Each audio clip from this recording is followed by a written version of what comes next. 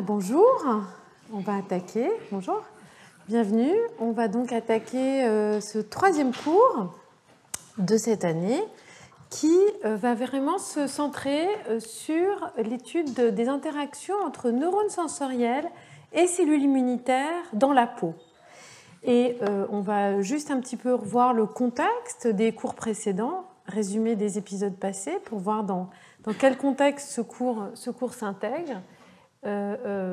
Donc on a tout d'abord vraiment focalisé notre étude sur les interactions entre ces deux grands systèmes qui interagissent de manière très différente, qui médient des interactions avec le monde environnement, mais de manière très différente, et dont l'interaction est clé dans la physiologie des organismes, mais aussi dans la pathologie. On a vu que s'ils ont été étudiés de manière séparée, il y a vraiment des dialogues entre ces deux systèmes qui sont clés. On a vu dans le premier cours qu'on avait depuis longtemps finalement des exemples illustrant ces dialogues interactions, les signaux inflammatoires dans la douleur, mais qui peuvent aussi induire ce qu'on appelle un comportement de maladie, c'est-à-dire une réponse stéréotypée de l'organisme et une série de comportements associés simplement au fait d'être malade dans des contextes d'infection bactérienne et virale. On a vu aussi que la régulation immunitaire, qu'il y avait une régulation du système immunitaire par le cerveau et notamment par les voies du stress. Et on a vu que tout cela était médié par des voies de communication existant dans l'organisme, des voies humorales passant par la circulation sanguine, des voies nerveuses et aussi des cellules qui peuvent se déplacer. Alors plus particulièrement la semaine dernière, on s'est intéressé aux bases de ce dialogue entre les deux systèmes et on a vu que, en fait, si de manière stéréotypée, par exemple, les cytokines sont des molécules qui permettent le dialogue entre des cellules du système immunitaire et que les neurotransmetteurs ou neuropeptides ont été associés à de la communication entre des neurones, en fait, cellules nerveuses et cellules immunitaires sont capables d'utiliser ces voies de communication pour interagir, neurone-neurone, cellule immunitaire-neurone, l'inverse aux cellules immunitaires. Et donc on va retrouver finalement l'existence d'un dialogue possible parce que les cellules des différents systèmes nerveux immunitaires sont capables d'interagir. On a vu aussi qu'il y avait des grandes voies de communication, notamment des voies nerveuses. On s'est beaucoup intéressé au système sensoriel et je vais beaucoup en reparler aujourd'hui dans le contexte de la peau, et du système sympathique et parasympathique qui médit, donc qui est formé de nerfs différents, qui innerve différents organes notamment, qui fait partie du système nerveux autonome qui contrôle donc les fonctions autonomes non conscientes associées aux différentes viscères.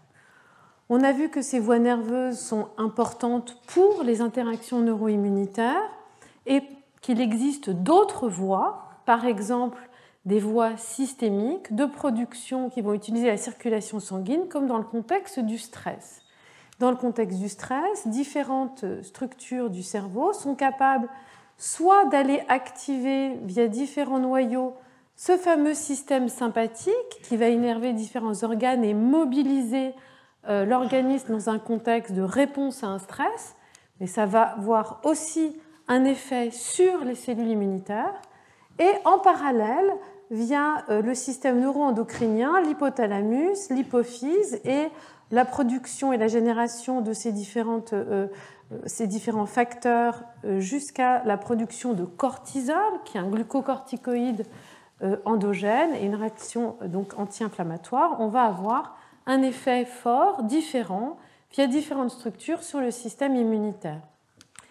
Et pour finir, ce schéma très compliqué, mais que je vais vous résumer en 2 mots, j'ai été un peu vite, donc je vais en profiter pour rappeler ce qu'on a vu, c'est que donc des effets, le stress ou des menaces ou une influence psychologique va passer par différents circuits du cerveau pour aboutir sur, encore une fois, 2 voies différentes.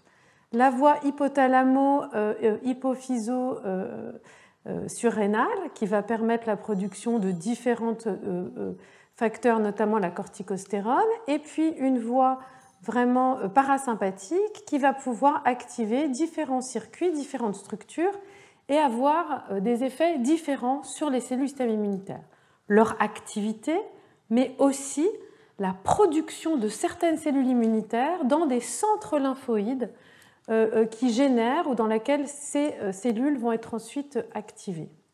On a donc des effets différents et on a des effets, et ça c'est important, qu'on connaissait bien sur l'immunité innée, mais aussi sur l'immunité adaptative, par exemple la production de certains anticorps.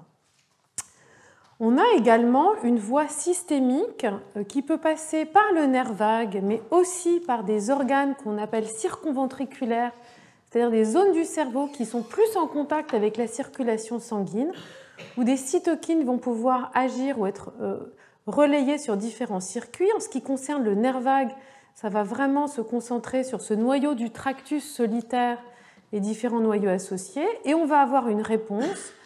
La voie descendante est postulée passant également par le nerf vague, mais peut-être par la voie sympathique, ce qui va aboutir à ce qu'on appelle un réflexe immunitaire cholinergique qui a un effet très rapide pour diminuer l'inflammation. Donc des voies croisées vraiment très importantes à l'échelle de l'organisme complet. Aujourd'hui, on va se focaliser plus à l'échelle de l'organisme, mais à l'échelle d'un organe. On va vraiment regarder dans la peau les interactions entre les cellules immunitaires qui sont résidentes dans les tissus et les différents nerfs qui arrivent pour regarder comment dans un organe, l'interaction entre ces composés peut réguler des fonctions qui vont être essentielles à différentes propriétés. Et on reviendra au cours prochain sur des choses beaucoup plus centrales, où on essaiera de comprendre comment l'ensemble des signaux associés, on va dire, au système immunitaire, à l'état d'inflammation, etc., sont surveillés, monitorés, régulés au niveau central, et comment est-ce que le cerveau interprète l'état global du système immunitaire en réponse à des inflammations ou des infections. Donc vraiment, on va regarder des interactions locales. Et on va se concentrer sur la peau. Alors pourquoi la peau ? La peau, parce que c'est finalement, on va le voir, un organe barrière qui recouvre l'entièreté de l'organisme, qui est vraiment une interface entre le monde extérieur et le monde intérieur. Je vais revenir là-dessus. Et finalement, la peau a été un modèle absolument essentiel pour étudier ces interactions neuroimmunitaires. D'abord parce que c'est un modèle qui est accessible. C'est externe, parce qu'on connaissait très bien finalement l'innervation sensorielle et les cellules immunitaires présentes, parce qu'on a pu vraiment regarder, manipuler, observer ce qui se passait chez des êtres humains, chez des patients, chez des individus, mais également dans des modèles de pathologie, des modèles d'expérimentation animale.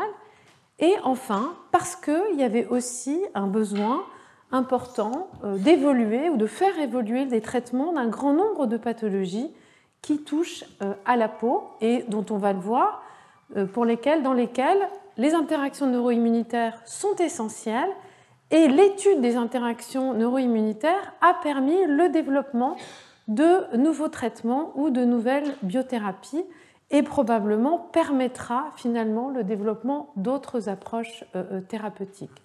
Donc c'est pour ça qu'on s'intéresse à ce modèle et aussi parce que c'est un modèle finalement un petit peu plus simple, enfin même si c'est quand même encore un peu compliqué. Voilà, c'est le plan du cours d'aujourd'hui et on va commencer déjà par s'intéresser à ce qu'est la peau et en quoi ou pourquoi c'est un modèle intéressant pour l'étude des interactions neuroimmunitaires. Donc la peau c'est un organe parce que c'est composé de plusieurs tissus. Composé de l'épiderme, le derme, l'hypoderme, donc différents tissus. La peau, c'est un exemple de peau humaine. Pour un individu, en fonction de sa taille et de sa corpulence, c'est entre 1,5 et 2 mètres carrés de surface. Et c'est ce qu'on appelle un organe barrière, c'est-à-dire que c'est vraiment une frontière entre ce qu'on va appeler le milieu intérieur, l'organisme, et ce fameux monde externe. C'est une barrière et c'est un lieu de défense vis-à-vis des pathogènes. C'est un organe qui va protéger l'organisme, l'individu, d'agents pathogènes, mais c'est aussi finalement un lieu d'interface clé avec ce monde extérieur.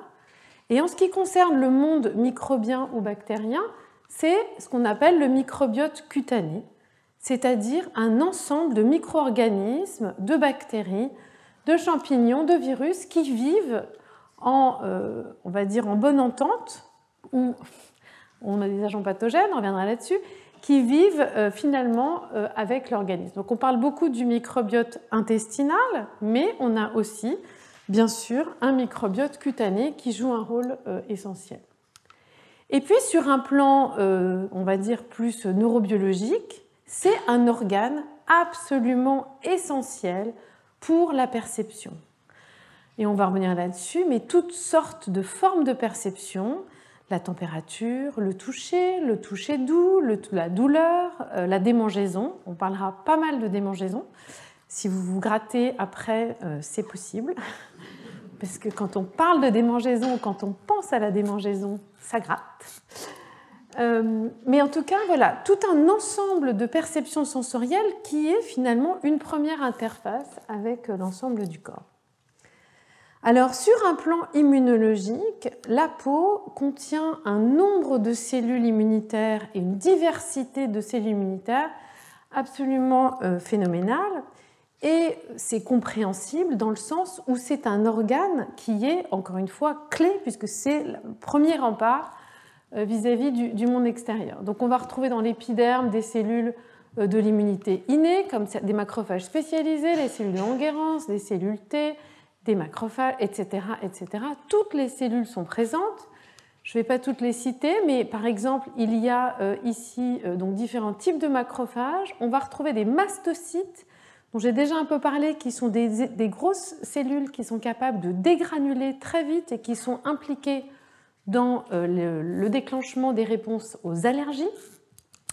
On a des cellules, encore une fois, B, T, ces petites cellules qui sont des cellules lymphoïdes, donc de la classe des lymphocytes, mais qui sont des cellules innées, c'est-à-dire qui reposent peu sur une éducation de leur répertoire, comme les cellules T ou les cellules B classiques, etc., etc. Et on peut avoir, on l'a vu la semaine dernière, des réponses inflammatoires, des réponses à des pathogènes, etc. C'est un site d'interaction, comme je le disais, avec le microbiote cutané.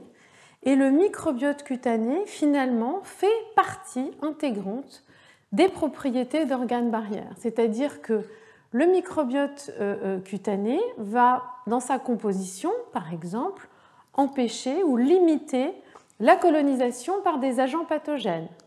Soit parce qu'elle va être capable on va dire, de s'organiser en communauté de micro-organismes qui vont plus ou moins laisser s'implanter d'autres souches, soit de bactéries, soit de champignons, soit de virus.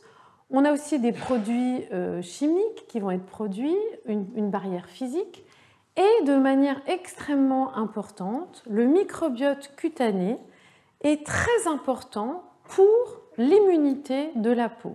C'est-à-dire qu'il va en permanence réguler l'immunité ou l'activité des cellules immunitaires présentes dans la peau à l'état adulte, mais aussi contribuer largement à l'éducation de ce système immunitaire et dans quelle mesure est-ce que ce système immunitaire va pouvoir tolérer ou réagir de manière vive à différentes compositions du microbiote. Il y a beaucoup de différents facteurs qui peuvent jouer sur la composition du microbiote, sur l'évolution au fur et à mesure du temps de ce microbiote. Et puis il y a un point que je voudrais soulever parce que c'est important, c'est que quand on parle de microbiote ou d'agents pathogènes, on a toujours l'idée que les micro-organismes avec lesquels on vit de manière, on va dire, en bonne harmonie, donc on peut parler de commensalisme, des micro-organismes avec lesquels on vit bien, normalement, il ne se passe rien. On peut parler de mutualisme. À ce moment-là, c'est des micro-organismes qui nous apportent quelque chose et auxquels éventuellement on peut apporter quelque chose. On met donc des choses en commun. Et puis pathogène, c'est-à-dire que ces agents, ces micro-organismes vont en revanche avoir une action délétère. Et en fait, ces critères sont extrêmement variables en fonction du contexte, de la situation immunologique de l'individu, est-ce qu'il est immunodéprimé ou pas, et de si, par exemple, cette barrière est maintenue physiquement ou s'il y a une brèche dans ce contexte. Et par exemple, je vais parler du staphylocoque aureus ou du staphylocoque doré, et j'en reparlerai dans le cas de l'eczéma. C'est une bactérie qui peut exister sans aucun souci, sans aucun problème au niveau de la peau, et puis en fonction du contexte, et par exemple dans le cas de l'eczéma où on peut avoir des lésions associées ou une dysbiose, c'est-à-dire un déséquilibre de la composition entre les différents micro-organismes dans le microbiote cutané, peut avoir un effet délétère, et puis ça peut aussi causer des infections, des abcès, etc. Et donc en fait, la présence de ce micro-organisme peut aller d'un agent pathogène à quelque chose que l'on peut très bien tolérer. Donc en fait, quand je parle d'interaction avec le monde microbien, c'est quelque chose qui va de micro-organismes qui peuvent avoir un effet mutualiste, commensal, ou éventuellement des agents pathogènes. Je parlais d'éducation du système immunitaire par le microbiote. On ne va pas véritablement adresser cette question parce que c'est un champ entier, il faudrait un cours entier. Mais ce que je peux vous dire, c'est que l'effet du microbiote sur le développement, la maturation, l'éducation des cellules immunitaires dans la peau est clé. J'ai juste pris un exemple d'un papier qui a été publié récemment par le laboratoire de Yasmine Belkaïd, où le microbiote est absolument essentiel pour l'effet de ces cellules lymphoïdes innées, ILC2, qui produisent de manière dépendante de l'identité sexuelle un composé qui va agir sur la maturation et l'efficacité de certaines cellules immunitaires, comme les cellules dendritiques. Ça veut dire que le microbiote va avoir un effet chez les mâles ou chez les femelles qui va être différent et aboutir à une différence de la réponse immunitaire dans la peau en fonction de l'identité sexuelle. Tout ça pour vous dire que le microbiote est finalement une partie intégrante de l'éducation et de l'intégration de tout un tas de facteurs dans la maturation des cellules immunitaires présentes dans la peau. Ok ? Ça va ? Bon. Ça, c'était pour les cellules immunitaires et le microbiote. Maintenant, la peau est aussi un organe qui est extrêmement innervé. Et vous le savez, parce que c'est très désagréable quand on a une région de la peau qui est dénervée, c'est une sensation à laquelle on n'est pas du tout habitué. Alors, ce qui est intéressant pour nous, c'est que c'est un petit peu plus simple que d'autres organes.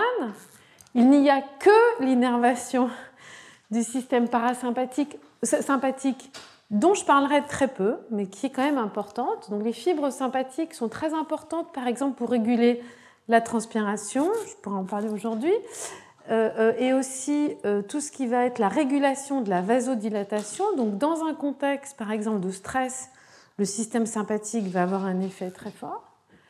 Et on va surtout parler aujourd'hui du système somatique, somatosensoriel, vraiment une innervation par différentes fibres nerveuses. Et là, on rentre dans un univers qui vont médier des fonctions très différentes, mais qui vont être essentielles donc, aux fonctions de perception sensorielle et des différentes modalités.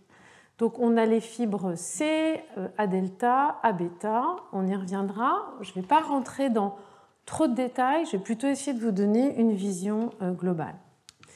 Donc les neurones sensoriels, ça fait partie du système somatique. C'est des neurones qui sont unipolaires. Le corps cellulaire est présent dans les ganglions rachidiens. Ils envoient deux branches, une vers la peau, une vers la racine dorsale de la moelle épinière.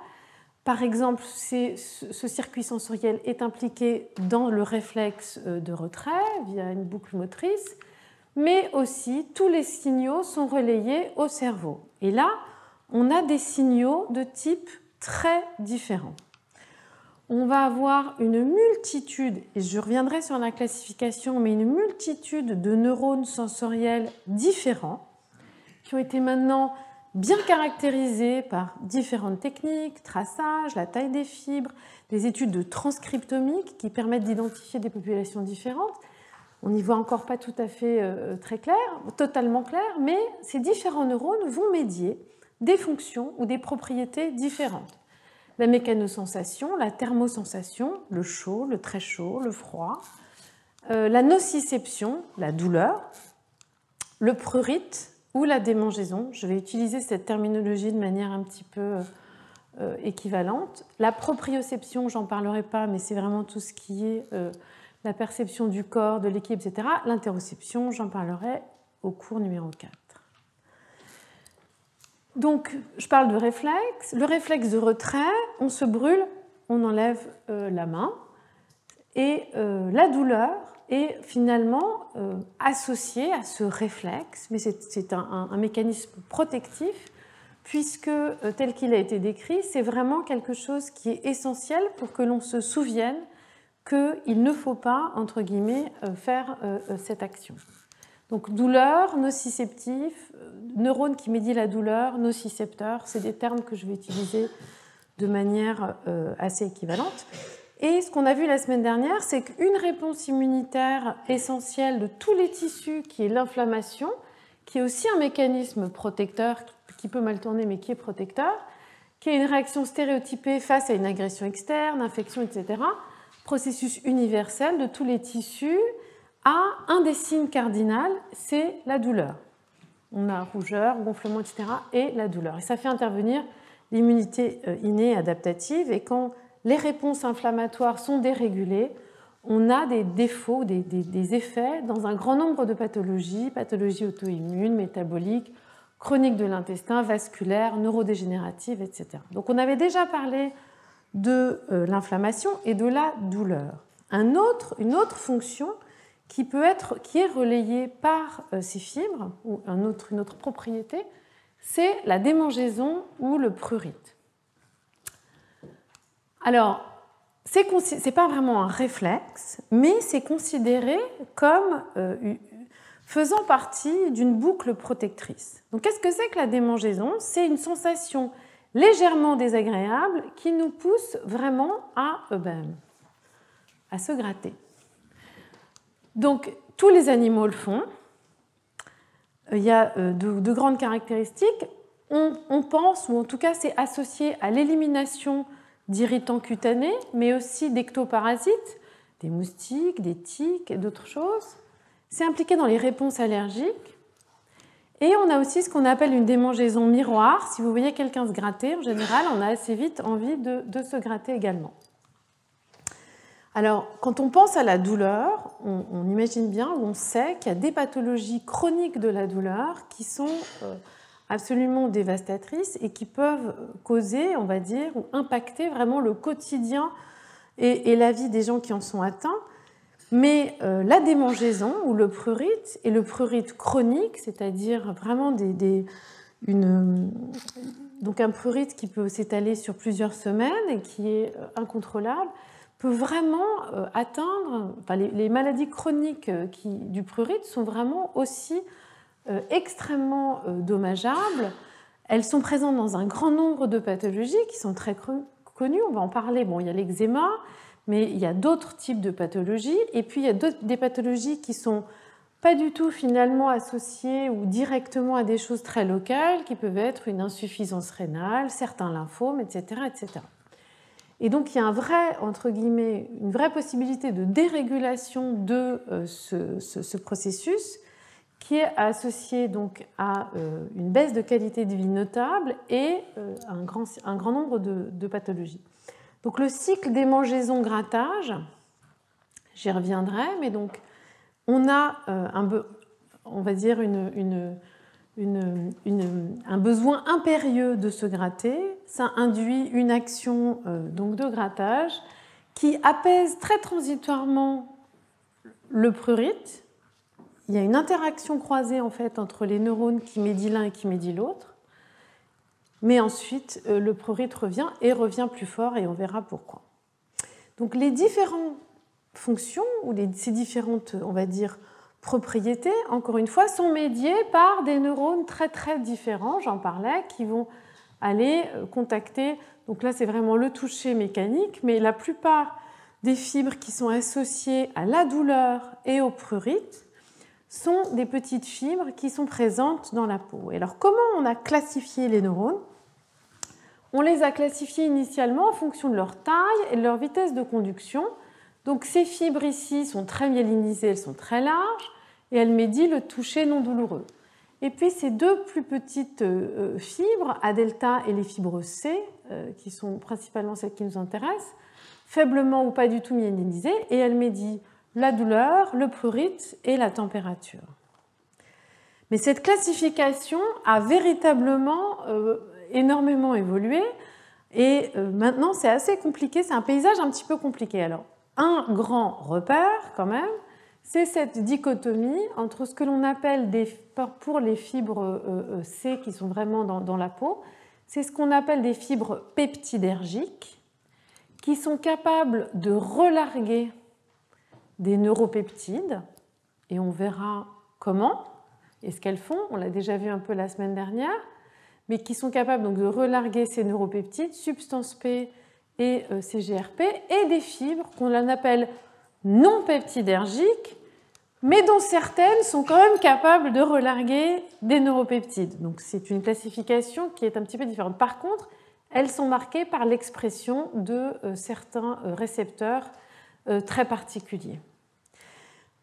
Ces différents types de neurones sont associés principalement à certaines propriétés, bien qu'il y ait des neurones qui puissent faire des choses un petit peu différentes. Alors, quand on regarde la transcriptomique, ça donne ça, en termes de propriétés ou de sous-types. C'est très compliqué. Donc ici, PEP, c'est les peptidergiques, les non-peptidergiques et les différents récepteurs qui sont exprimés. J'y reviendrai, ce récepteur, ces deux neuropeptides qui peuvent être produits, substance P ou CGRP, etc., etc. Ici, ces petits sigles, c'est pour la chaleur, le petit marteau, c'est pour mécanoception, le petit flocon, c'est pour le froid, etc., etc. Ça, ce sont les fibres C, qui sont donc celles qui sont vraiment, qui nous intéressent plus particulièrement. Et on va s'intéresser ici à ces neurones qui sont marqués par ce récepteur, j'y reviendrai, ce canal, TRPV1, TRPV1, et également la capacité donc de neurones peptidergiques à produire ces deux peptides. Donc en fait, on va principalement parler de cette population, de ces populations, avec ces neurones ici qui sont très importants peptidergiques, qui sont beaucoup impliqués dans la douleur, et ces populations qui sont beaucoup plus impliquées dans la démangeaison, en tout cas médier la démangeaison, notamment ces petits neurones ici qui ont le doux nom de MGPRA3+, qui sont importants, en tout cas qui sont clés pour la démangeaison. Alors pourquoi ce canal ici? J'en parle en deux mots.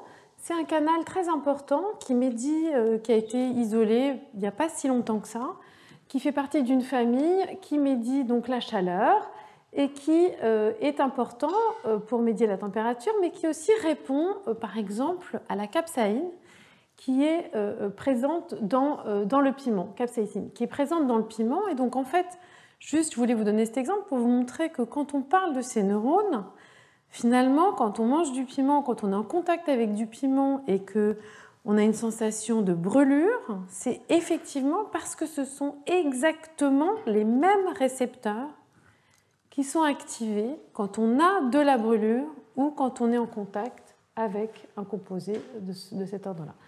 Ce récepteur, qui est important pour la sensation de frais, répond directement au menthol. Donc en fait, on a des récepteurs qui sont capables de médier toutes ces sensations et qui vont en même temps répondre à différents composés et puis permettre de répondre. Donc encore une fois, ces neurones-là, vous les retrouvez sur les schémas, on parle souvent de ces neurones, donc c'est une manière aussi de les marquer, de les manipuler. Donc encore une fois, ici des neurones qui sont capables de produire ces peptides, ces neuropeptides importants pour la douleur, et ici ces neurones un petit peu différents qui vont médier la démangeaison. Alors ces neurones qui sont dans les ganglions rachidiens, encore une fois, la ségrégation n'est pas complète. Il y a des neurones qui peuvent faire des choses un petit peu différentes, et puis vous voyez qu'ils peuvent tous relayer la sensation de chaleur, et puis d'autres, etc. Ces neurones vont ensuite envoyer une branche dans la moelle épinière et tout ça va remonter et va passer dans différents circuits pour aller atteindre le cerveau. Et par exemple, on connaît très très bien les voies centrales de la douleur. On commence vraiment à identifier les voies centrales liées à la démangeaison, mais c'est des choses, vous voyez, qui sont assez récentes. Et par exemple, des choses très récentes sont encore focalisées sur est-ce qu'au niveau central, les régions et les neurones qui sont impliqués dans la douleur ou dans la démangeaison sont dans les mêmes structures, dans les mêmes circuits, etc. Donc des neurones sensoriels qui peuvent médier différentes fonctions, qui sont des neurones de classes différentes, qui peuvent néanmoins avoir des propriétés chevauchantes et en tout cas au niveau central qui peuvent se croiser. Encore une fois, par exemple, la douleur va inhiber la démangeaison au niveau de la moelle épinière. Il y a des très jolis papiers qui montrent qu'il y a un interneurone qui permet entre les deux de switcher de l'un à l'autre. Et puis, on a des voies ensuite qui peuvent remonter et aller dans le cerveau. Donc, la peau, un bon modèle d'étude parce qu'on a différents neurones sensoriels qui vont médier des fonctions différentes et une présence d'une multitude de cellules immunitaires dans un organe barrière. Et en même temps, si on compare avec d'autres organes barrières, qui sont par exemple les intestins, les poumons, et on le verra aussi, donc on verra ces organes l'année prochaine, aussi les méninges, qui est un autre type d'organe barrière, mais qui est un organe barrière du cerveau. En fait, on est dans une situation qui est plus simple, même si vous verrez encore une fois qu'elle ne l'est pas toujours, plus simple parce qu'on n'a que ces neurones sensoriels venant des ganglions rachidiens, alors que dans ces autres organes, on a ces neurones sensoriels, mais on a aussi toute une innervation parasympathique qui vient du nerf vague et qui, entre guillemets, interagit de manière assez complexe avec l'environnement local. Et en plus, dans les intestins, on a le système nerveux entérique, système nerveux local des intestins, qui, là aussi, joue un rôle. Donc on va maintenant regarder un peu, et c'est des choses qu'on a vues en partie la semaine dernière, mais qu'on va remettre en contexte. Mais comment est-ce que les neurones sensoriels et les cellules immunitaires peuvent se parler dans le contexte de la peau et avec, on va dire, quelle est la contribution de ces interactions à des fonctions assez diverses. Donc, ce qu'on a vu la semaine dernière et ce qu'on va reprendre là, c'est que les neurones sensoriels peptidérgiques, c'est-à-dire ceux qui sont capables de relarguer des neuropeptides, substances P, CGRP, et qui sont principalement des neurones nocicepteurs, donc liés à la douleur, enfin on dit la sensation de douleur, ont une propriété particulière qu'on appelle le réflexe axonal. Qu'est-ce que ça veut dire ? Quand ils sont stimulés, on va avoir le potentiel d'action qui va aller jusqu'à la moelle épinière, puis remonter dans le cerveau, etc. Mais il va aussi se propager dans les autres branches, et ça va aboutir à la production et au relargage de ces fameux neuropeptides qui vont aller agir sur les cellules immunitaires. Donc on a vu ça la semaine dernière, la substance P peut agir directement sur ces mastocytes qui sont essentiels dans la réponse inflammatoire et dans la réponse allergique, qui vont dégranuler et produire des médiateurs inflammatoires. De la même manière, la substance P peut agir sur des macrophages, etc. Et puis, cet autre composé, CGRP, va agir sur ce double récepteur pour avoir un effet assez différent, cette fois-ci anti-inflammatoire. Et globalement, la substance P, en général, a un effet pro-inflammatoire, alors que CGRP va avoir un effet assez différent en fonction du contexte, des cellules immunitaires et de ce qui se passe. Néanmoins, ce réflexe axonal est vraiment associé à ce qu'on appelle l'inflammation neurogène, c'est-à-dire la capacité de ces neurones peptidérgiques qui médient la douleur à créer une inflammation locale, même s'il n'y a pas de stimulation des cellules immunitaires directes. Et donc ça va induire une réponse locale. Donc ce réflexe axonal des neurones nocicepteurs peptidergique, c'est quelque chose qui va être très important dans un grand nombre de situations. Donc je disais ici les mastocytes, mais ça va aussi agir sur des lymphocytes, ou des cellules innées du système lymphocytaire, sur la vasodilatation, etc., etc. Coordonner une réponse dans un contexte d'inflammation.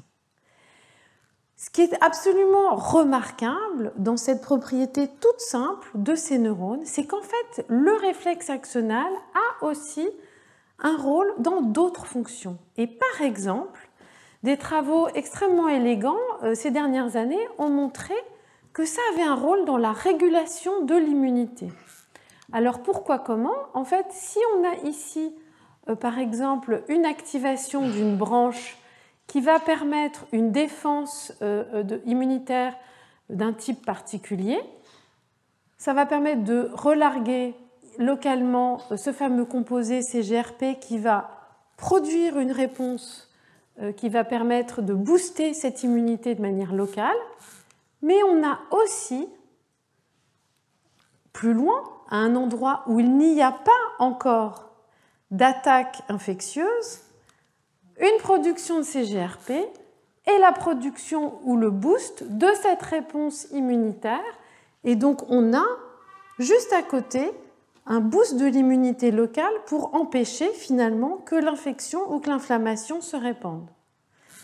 Donc cette organisation neuro-immunitaire, elle permet de coordonner de manière très locale un boost d'immunité pour protéger l'organisme de manière locale. Donc pas uniquement de l'inflammation, mais également booster une réponse immunitaire ciblée. Mais aussi des réponses diverses, puisque quand on pense au système immunitaire, on pense à une défense contre des pathogènes ou des agents microbiens, mais en fait le système immunitaire a aussi vraiment un rôle profond dans les tissus comme un rôle de réparation. Et il a été montré également que ces neurones sont essentiels dans le contexte de la réparation tissulaire pour aller booster des cellules immunitaires comme les neutrophiles et les macrophages qui vont permettre une réparation de la peau. Donc des neurones, on va dire, nocicepteurs associés à la douleur qui vont jouer un rôle clé en modulant l'activité des cellules immunitaires, aussi bien pour l'inflammation, pour booster une immunité locale et pour réparer des tissus.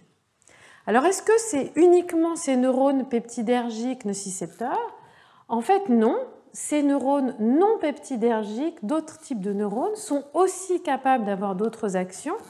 Et par exemple, il a été montré que ces neurones en particulier vont être capables, dans un modèle, où la peau est affectée par une exposition aux UV, est capable de produire un autre composé qui va aller agir sur des cellules immunitaires, notamment des macrophages, pour promouvoir la réparation et booster aussi l'inflammation. Et ces autres neurones également vont être capables, en produisant du glutamate, un neurotransmetteur, d'aller agir directement sur des mastocytes, importants dans la réponse aux allergies, pour diminuer l'expression d'un récepteur clé, diminuer le seuil d'activité de ces cellules qui médient la réponse allergique, et donc réguler comme ça, un peu comme un rhéostat, la capacité de ces cellules, de ces mastocytes dans la peau de répondre à l'allergie. Donc on a véritablement un rôle extrêmement important et divers de l'innervation sensorielle dans la régulation de tout un tas de processus et d'activités des cellules immunitaires dans la peau. À l'inverse, les cellules immunitaires, une fois qu'elles sont activées, ou indépendamment, si elles sont activées directement, elles produisent, comme on l'a vu, différentes molécules, les cytokines notamment, qui vont être capables d'agir sur les neurones qui ont des récepteurs pour ces différentes cytokines. Alors je voudrais juste rappeler qu'il existe que différents types de cellules immunitaires peuvent produire des cytokines différentes en fonction du contexte et de leur identité, et qu'on distingue en fait des immunités ou des réactions, on va dire, immunitaires différentes. L'immunité de type 1 qui va conduire à la production de ces cytokines, type 2 qui est plutôt... type 1, c'est vraiment les bactéries intracellulaires, les virus, mais aussi dans certains contextes de cancer. L'immunité de type 2, c'est dans le contexte des réponses allergiques ou de réponses à certains parasites. Et l'immunité de type 3, c'est dans le contexte de certains champignons ou de bactéries qui restent dans l'espace extracellulaire. Et différentes cellules vont produire ces différents types de cytokines. On va beaucoup s'intéresser à l'immunité de type 2, notamment dans le contexte de la démangeaison et de l'eczéma, puisque l'ensemble de ces cytokines est produite dans ce contexte-là, qui est aussi la réponse allergique. Et puis ces différentes cytokines, l'expressivité de ces différents types d'immunité et l'expression de ces différentes cytokines peut aussi être modulée par différents facteurs, et là on a des interactions croisées. Donc ce qu'on avait vu, et c'est toujours vrai, mais ce schéma est un tout petit peu trompeur, c'est que différents récepteurs présents sur les neurones peuvent reconnaître différentes cytokines produites dans des contextes différents et liées soit à l'immunité de type 1, ce qui va promouvoir la douleur, soit à l'immunité de type 2, ce qui va médier la démangeaison.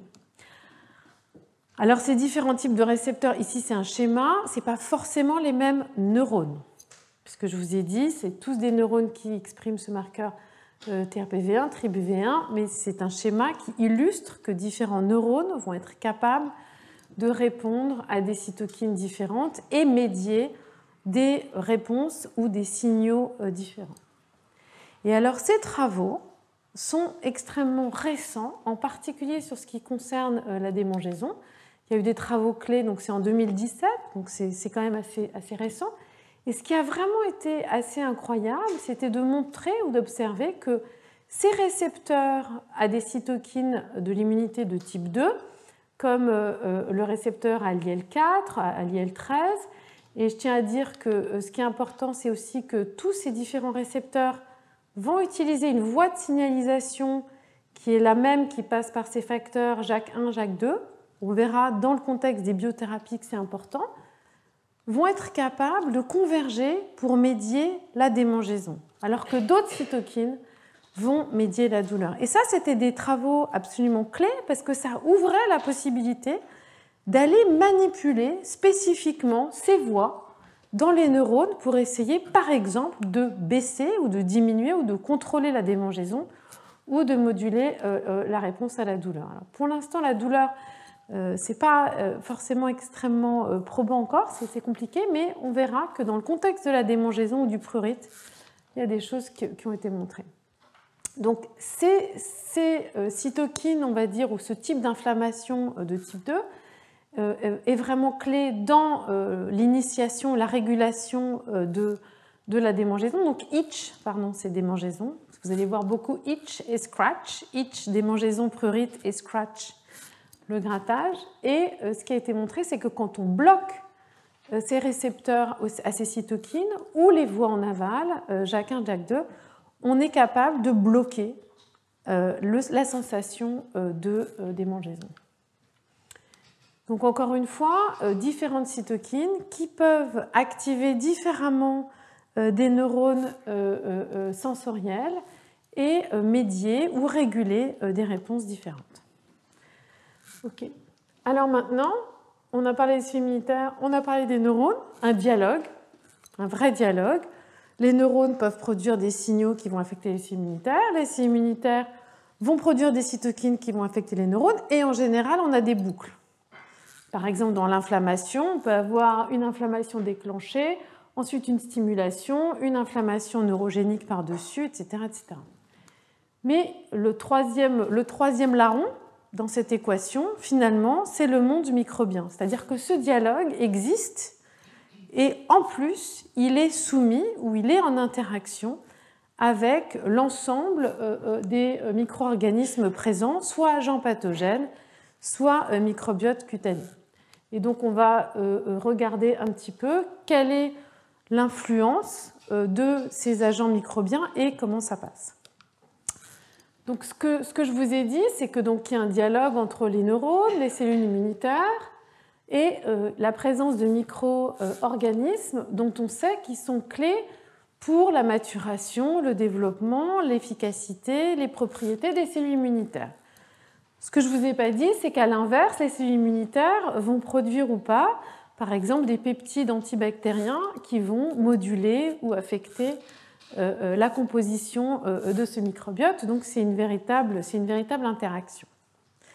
Et dans l'idée qu'on a du système immunitaire et du système nerveux, c'est que le système nerveux médie le toucher, la sensation, les perceptions sensorielles, et le système immunitaire s'occupe d'interagir avec ce monde microbien.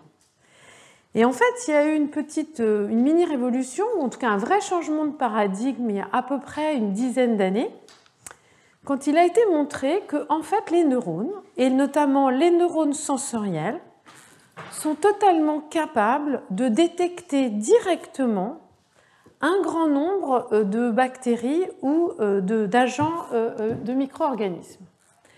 Par exemple, il a été montré, et alors là on est dans les neurones nocicepteurs, mais on verra que c'est aussi le cas pour d'autres neurones, mais c'est des neurones qui donc relaient la douleur, par exemple, expriment ce récepteur TLR4, qui est un récepteur qui est capable de reconnaître un composé, le lipopolysaccharide, qui est présent dans la membrane de toutes les bactéries gram-négatives. Mais ces neurones sont également, on sait qu'ils ont ce récepteur ici TRPA, TRPV5, qui sont capables de reconnaître d'autres composés qui sont importants. Et ici, par exemple, j'en ai déjà parlé, Staphylococcus aureus ou staphylocoque doré, va produire tout un ensemble de composés, notamment des toxines qui forment des pores, qui vont être capables d'activer ces neurones qui médient la douleur. Ici, un autre exemple de Staphylococcus pyogenes, qui est en fait le doux nom d'une bactérie associée à une pathologie qui a aussi un doux nom qui s'appelle la bactérie mangeuse de chair, je ne sais pas si vous en avez entendu parler, qui fait des ravages et qui est capable donc de manger la chair et de faire des infections extrêmement graves contre lesquelles l'organisme n'arrive pas à se défendre, et on verra entre guillemets aussi pourquoi, où il faut enlever la peau, la seule solution est généralement d'enlever la peau qui est atteinte, également est capable de produire des agents qui vont agir directement sur les neurones et causer directement une grande douleur.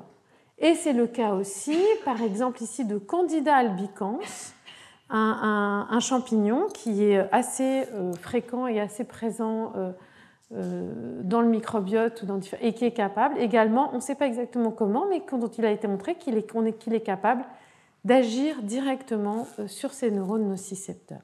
Donc l'idée que ce qui est de l'ordre de la détection ou de l'interaction directe avec les agents pathogènes ou les micro-organismes est uniquement du ressort des cellules du système immunitaire était quelque chose qui, en fait, a complètement volé en éclats.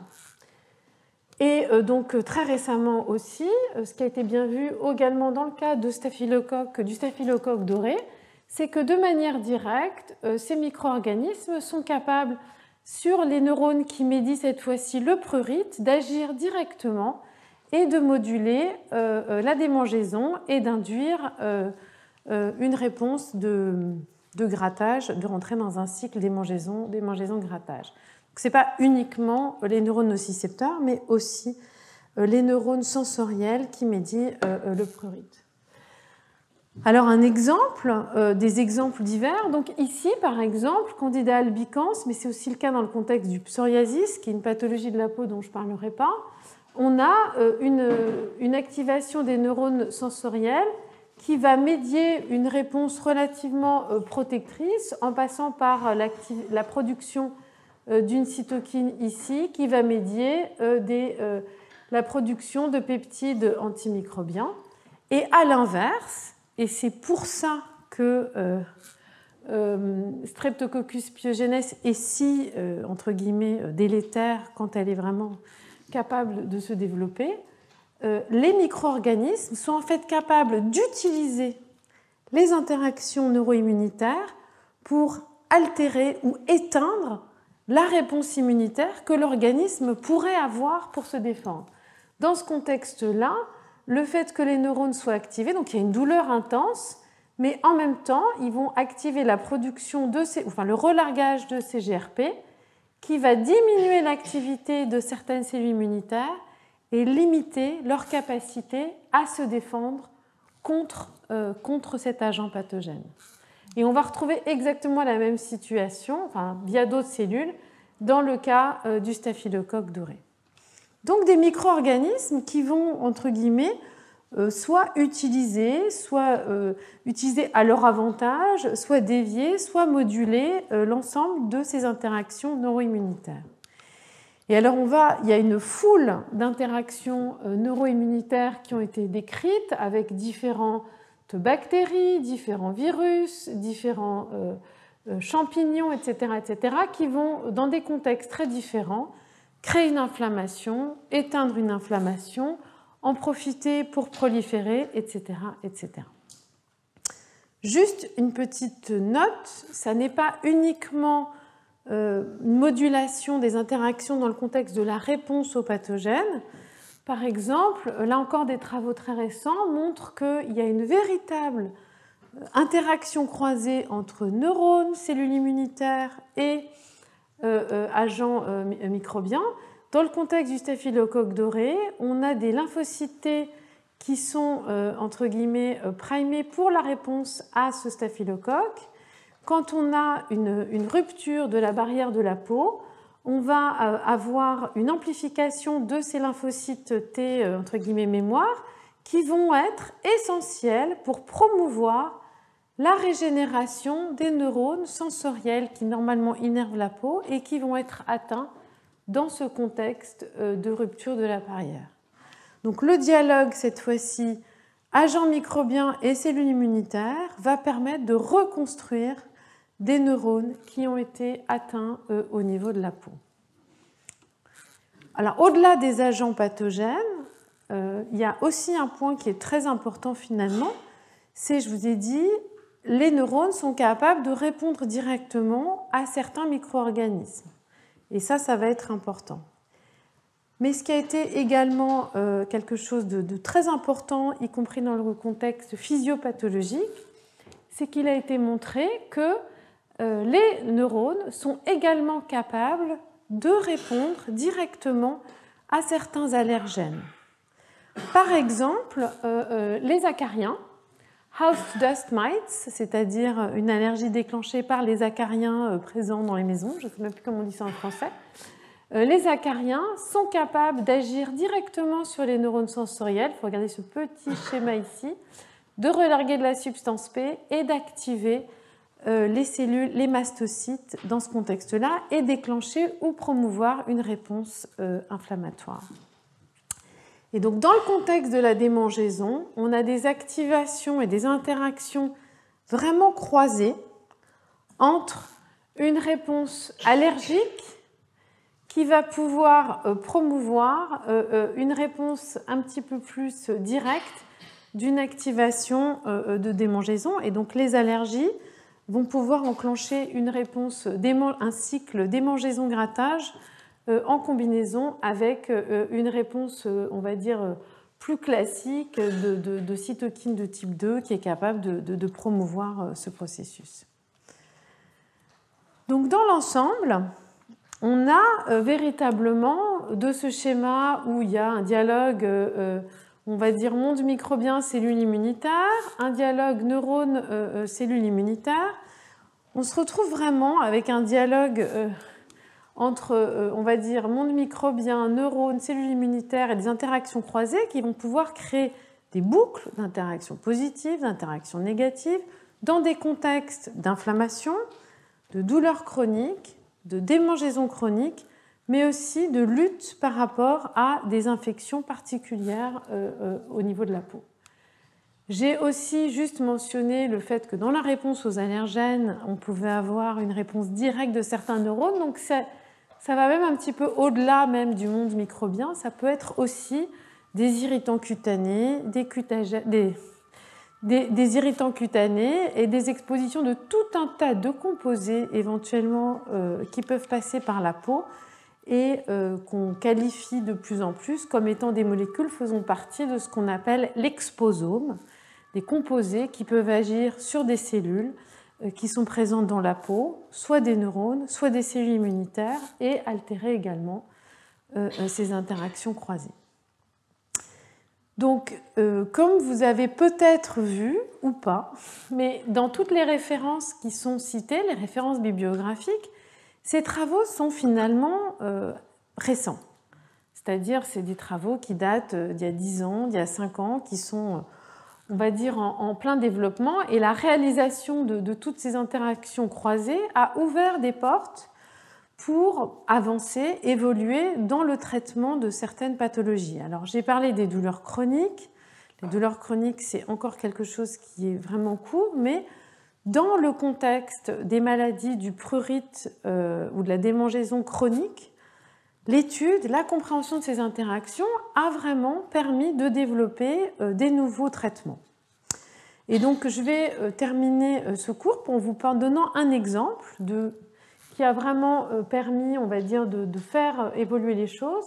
C'est l'exemple de ce qu'on appelle la dermatite atopique ou l'eczéma, qui est une pathologie de prurite chronique, mais qui fait aussi partie d'un ensemble de pathologies à spectre beaucoup plus large qui peuvent aussi être, les avancées thérapeutiques peuvent aussi être appliquées à d'autres pathologies de ce type de démangeaison chronique. Alors, qu'est-ce que c'est que l'eczéma? C'est une maladie qui est extrêmement répandue. Donc, ça touche 15 à 20% des enfants dans les pays industrialisés. C'est une peau saine, un petit peu atteinte, et puis on va se trouver assez vite avec des lésions cutanées.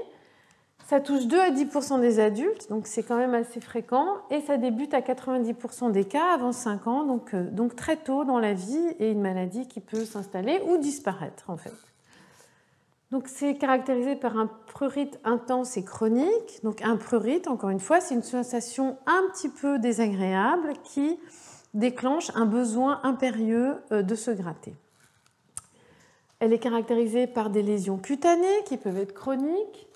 La topographie des zones atteintes est très variable selon l'âge et différente en fait chez les bébés, les enfants, les adultes.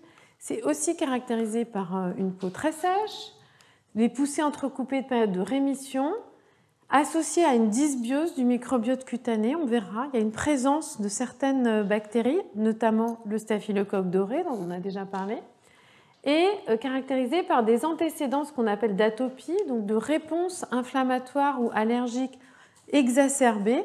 Alors quand je dis antécédents, c'est soit personnels, soit familiaux, par exemple d'asthme, de rhinite allergique, d'allergie alimentaire, etc.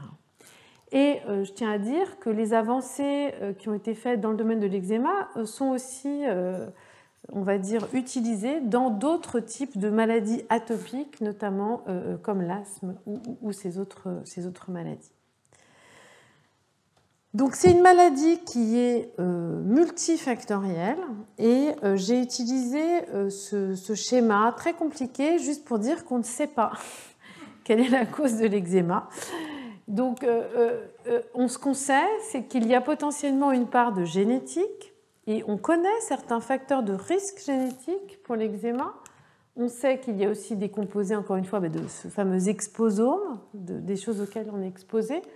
Et la seule chose, et on sait également qu'on a une dysbiose du microbiome intestinal, du microbiome cutané. Ça commence par différentes phases, une phase de réponse d'immunité innée, et puis on rentre dans une phase où l'immunité adaptative, et notamment les réponses de type 2, dont j'ai déjà parlé, donc parlera, et on rentre dans ce qu'on appelle ce fameux itch scratch cycle, dont je vais parler, donc de démangeaison grattage, et puis ensuite une sensibilisation à certains IgE, etc., etc. Donc on connaît bien la manière dont on va dire l'aspect chronique se met en place. Ce qui cause en fait initialement le début de la pathologie est probablement variable d'un individu à un autre et on ne sait pas exactement ce qui se passe. Une hypothèse, c'est que quoi qu'il arrive dès le début, des petites lésions ou des petites fragilités dans la peau pourrait être la cause initiale de, on va dire, du début de l'eczéma, soit parce qu'il y a une peau extrêmement sèche et que donc l'intégrité de la barrière est compromise, soit pour d'autres raisons. Et c'est en fait l'existence de certains facteurs génétiques qui fragilisent cette barrière qui ont permis d'émettre cette hypothèse. Alors, au niveau, on va dire, de ce qui se passe au niveau de la peau, on va le voir sur ce type de schéma. Donc, si on commence sur une peau qui est saine, on a ici un microbiote normal, enfin, commensal normal ou en tout cas relativement équilibré, avec les cellules immunitaires. Et puis, sur une peau qui est au départ non lésée, on va avoir une réduction de la diversité microbienne et on va commencer à avoir, je vous disais, cette déficience de la barrière. Et cette déficience de la barrière va conduire à la production de certaines cytokines qui vont rapidement déclencher l'activation de ces lymphocytes innés de classe 2 qui vont produire des cytokines, commencer à produire des cytokines qui vont activer et conduire à l'activation de cette immunité et cette inflammation de type 2.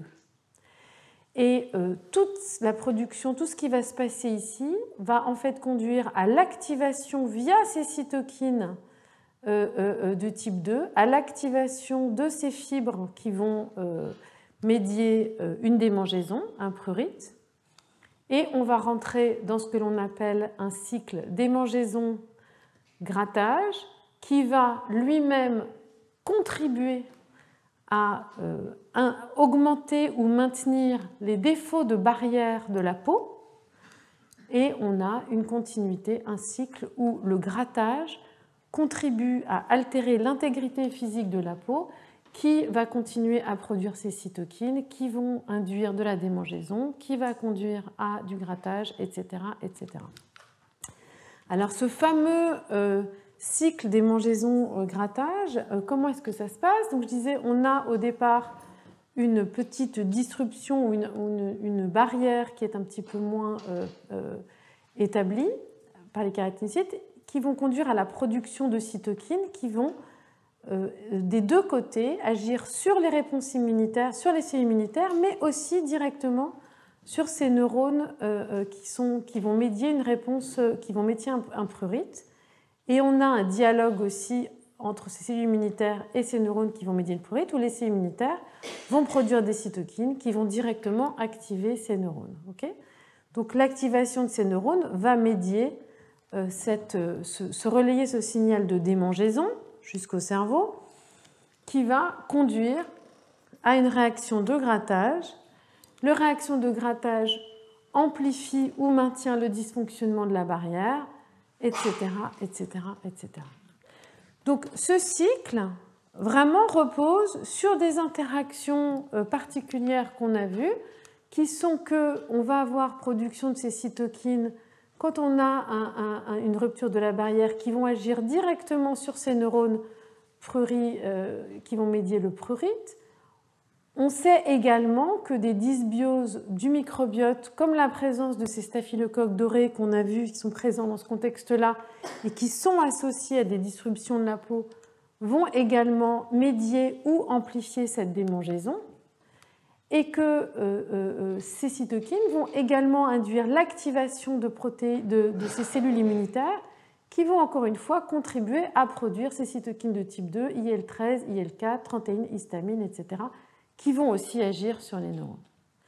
Alors ce qui est intéressant, c'est pourquoi finalement l'activité ou l'action de se gratter, de quelle manière ça va contribuer à la pathologie. Donc je dis ça va contribuer à maintenir des lésions dans la peau ou à amplifier des lésions dans la peau, ce qui va, etc.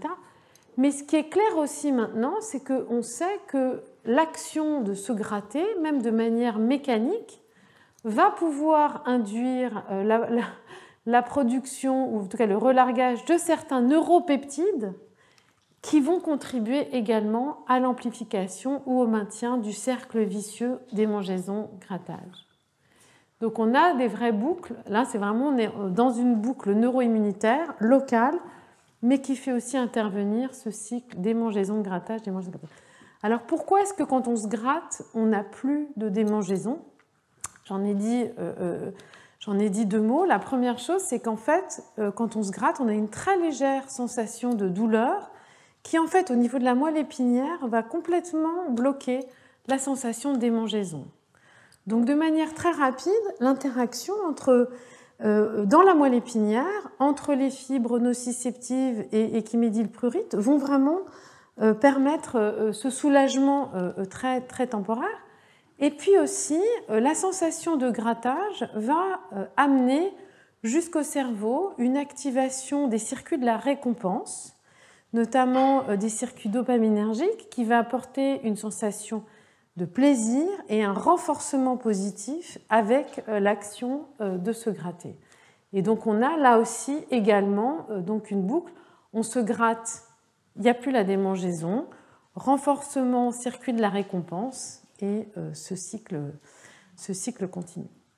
Alors comment est-ce qu'on est arrivé finalement à comprendre ça en regardant des patients, des couples, des pathologies, enfin des échantillons de différents patients, etc. En fait, comme souvent et beaucoup, et je le dis, mais je tiens à le répéter parce que c'est des choses qui sont, je pense, importantes à répéter. En fait, une grande partie de ces découvertes a été faite grâce à l'étude de modèles expérimentaux, notamment de modèles expérimentaux développés chez la souris, où on a été capable, au niveau moléculaire, cellulaire, de comprendre toutes les boucles, les différentes cytokines impliquées, les différents types de neurones impliqués, les différentes cellules immunitaires, et d'aboutir à vraiment l'identification qu'un facteur central de cette pathologie et de nombreuses pathologies chroniques du prurite, qui encore une fois peuvent être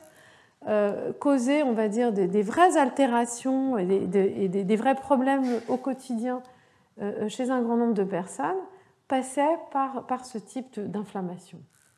Alors pourquoi est-ce que c'était important? Parce que c'est ce que j'essayais de dire, c'est qu'il a été montré récemment que toutes, finalement, ces cytokines de type 2, d'inflammation, d'immunité de type 2, vont être capables d'activer ces neurones et qu'il y a différents récepteurs, mais qu'il y a des voies en aval qui sont conservées.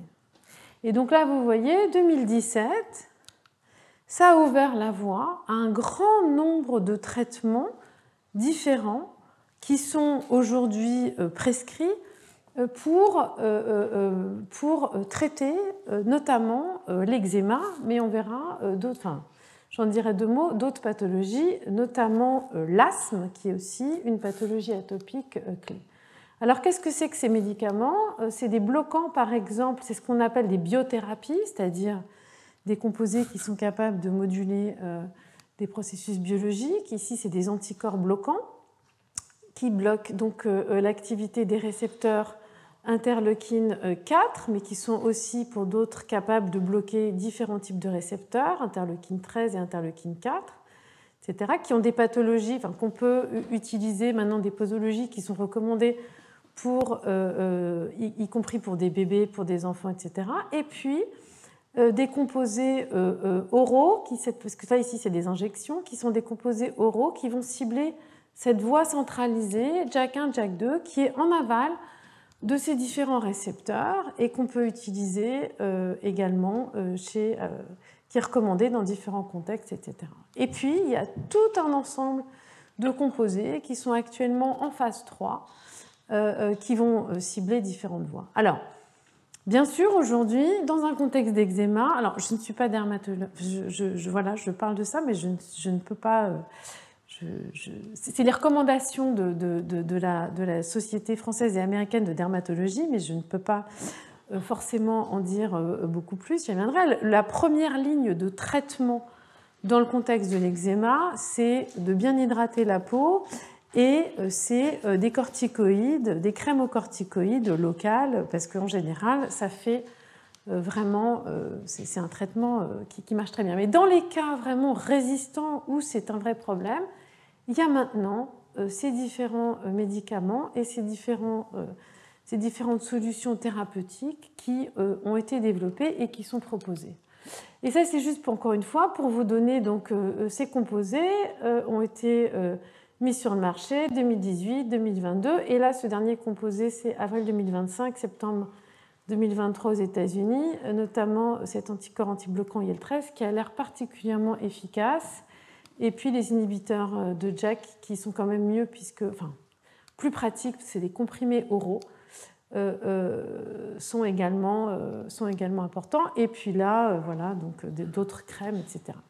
Donc tout ça pour dire que je vous ai donné un exemple, c'est l'exemple de l'eczéma. De manière tout à fait parallèle, par exemple pour le psoriasis, il y a une petite révolution avec différents composés qui touchent à la voie IL-17, où on a aussi des interactions, interleukine 17, des interactions neuro-immunitaires qui ont été particulièrement bien mises en évidence et qui ont permis le développement de ces approches thérapeutiques. Donc, regarder, comprendre, disséquer des interactions croisées dans un organe barrière comme la peau, au-delà de la compréhension vraiment des mécanismes biologiques qui régulent la manière dont les organismes interagissent avec l'environnement, le monde microbien, la perception sensorielle, dans un contexte physiologique, pathologique, la douleur, la démangeaison. Finalement, c'est extrêmement important également pour pouvoir développer des nouvelles approches thérapeutiques dans des pathologies auxquelles finalement on n'avait pas forcément pensé, comme ces pathologies chroniques du prurite chronique. Donc toutes ces interactions qu'on a vues sont vraiment des interactions extrêmement locales et c'est vraiment, entre guillemets, ces interactions locales ont été véritablement magnifiquement étudiées grâce à des nouveaux modèles où on peut marquer certains types de neurones, isoler certaines cellules immunitaires, regarder les interactions au niveau de la peau, etc. etc. Alors, quelles sont les perspectives maintenant ?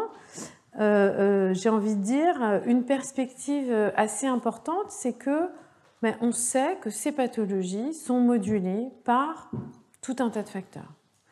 Donc, j'ai parlé du microbiote, je vous ai parlé du staphylocoque doré, qui est en lui-même capable d'induire de la démangeaison. On voit que dans le contexte de l'eczéma, on a une évolution avec une colonisation des zones lésées en eczéma où on a une surreprésentation du staphylocoque doré.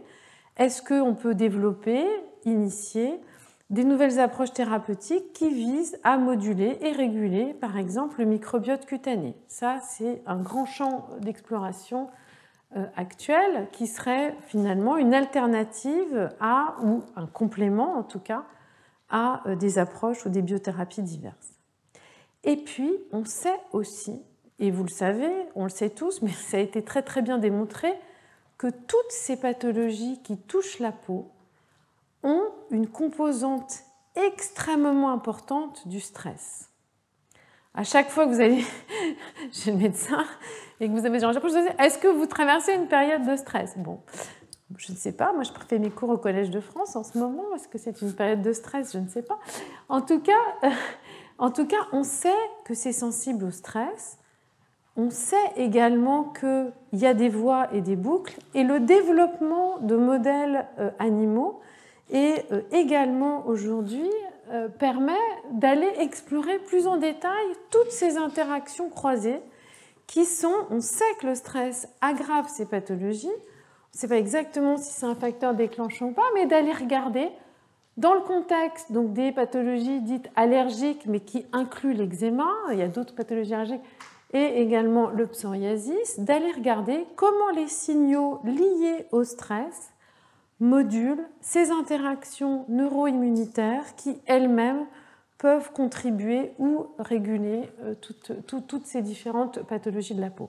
Et puis un autre aspect en lien avec les interactions neuro-immunitaires, c'est qu'en fait, il y a des boucles à un autre niveau qui sont que quand on a ces pathologies de la peau qui sont visibles, ça peut créer ou entraîner en anglais on dit un burden, une charge émotionnelle négative parce qu'on considère que c'est quelque chose qui n'est pas bien, c'est un stigmate qui peut entraîner un stress. Le fait d'avoir cette pathologie peut entraîner un stress ou une valence négative psychologique qui elle-même peut affecter cette pathologie, qui elle-même, etc. Donc, en parallèle d'un cycle démangeaison-grattage, on peut rentrer dans d'autres types de cycles dommageables qui font intervenir d'autres boucles neuro-immunitaires dont on peut imaginer qu'on pourra maintenant les disséquer.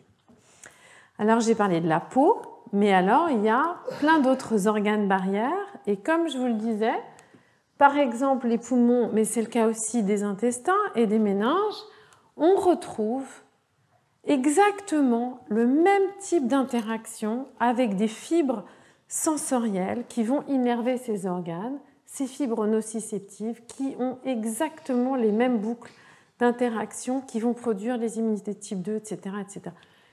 Donc on peut se baser sur tout ce qu'on a vu sur la peau pour comprendre ce qui se passe dans ces organes barrières et rajouter ou intégrer, on va dire, l'élément ou la couche supérieure, une couche additionnelle qui est la modulation par le système parasympathique et sympathique et la régulation de ce qui se passe soit au niveau des poumons, soit au niveau des intestins. Au niveau des poumons, tout ce qui va être démangeaison, l'équivalent entre guillemets de la démangeaison, ça va être par exemple la toux ou des réponses qui vont permettre d'expulser certaines choses des voies aériennes. Et il y a des équivalents aussi au niveau des intestins. Et ça, j'en parlerai vraiment plus en détail l'année prochaine. Voilà, et pour finir, donc maintenant qu'on a bien posé ce qui se passe à un niveau très périphérique de la peau, des interactions neuro-immunitaires, de comment ces interactions neuro-immunitaires peuvent moduler des fonctions essentielles, sont importantes pour la physiologie, pour la pathologie. On va voir dans le dernier cours de cette année, la semaine prochaine, quelque chose de complètement différent, qui est finalement comment est-ce que le cerveau est capable d'avoir une petite idée de ce qui se passe justement en termes d'activation périphérique du système immunitaire, comment, ou les travaux récents qui permettent de comprendre un peu mieux ou d'émettre des hypothèses sur comment est-ce que le cerveau est capable de se représenter l'état du système immunitaire périphérique, comment est-ce qu'on se sent, et de comment le moduler. Et on va parler d'un concept qui s'appelle l'immunoception, et donc un nouveau, entre guillemets, sens qui a été décrit, qui est en cours d'élaboration, qui est vraiment la manière dont le cerveau est capable de se représenter cette modulation, cette activation ou l'état du système immunitaire. Voilà, c'est fini pour aujourd'hui. Je vous remercie de votre présence.